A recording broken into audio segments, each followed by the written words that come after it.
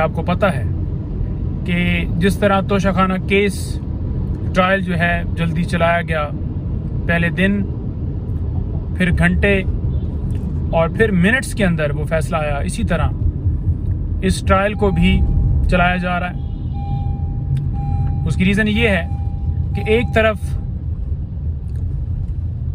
चालान जमा होता है, कॉपियां जो हैं वो तकसीम की जाती हैं, फिर साथ ही फर्द जुर्म के लिए डेट फिक्स की जाती है।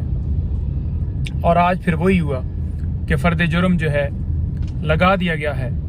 और दूसरी तरफ अगर देखा जाए तो इमरान खान साहब की जो बेल थी, जो जमानत थी इस केस के अंदर, वो अभी स्टिल जो है फैसला महफूज है। जो क्वैशमेंट की दरखास्त थी वो स्टिल फैसला महफूज है। इस ट्रायल को रोकने के हवाले से जो दरखास्त थी वो फैसला महफूज है।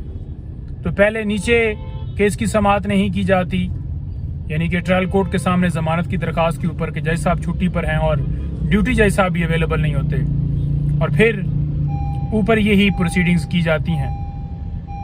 ये है इंसाफ का निज़ाम हमारा कि एक तरफ इश्तिहारी मुजरिम जो अदालत से मेडिकल की बुनियाद के ऊपर बाहर गया और वापस नहीं आया, और 4 साल बाद वो वापस आ रहा है और बाहर बैठे हुए उसे जमानत 420 सेकंड के अंदर दे दी जाती है।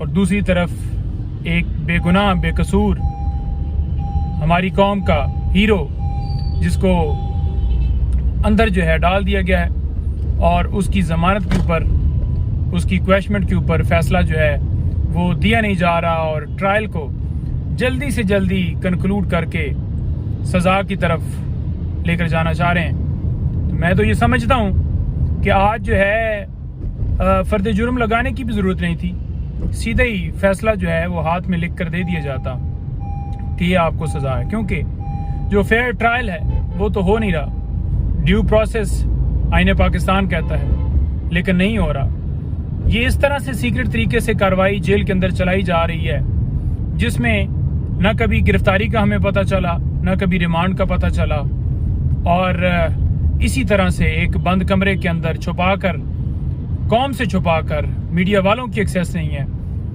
लॉयर्स की प्रॉपर एक्सेस नहीं है, तो छुपाकर ट्रायल किया जा रहा है।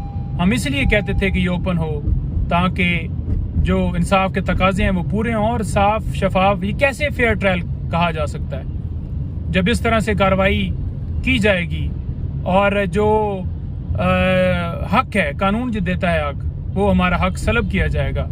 तो फिर कैसी उम्मीद इस निज़ाम से, इन अदालतों से जो है हम कर सकते हैं। तो ये आज की प्रोसीडिंग है जी। Thank you.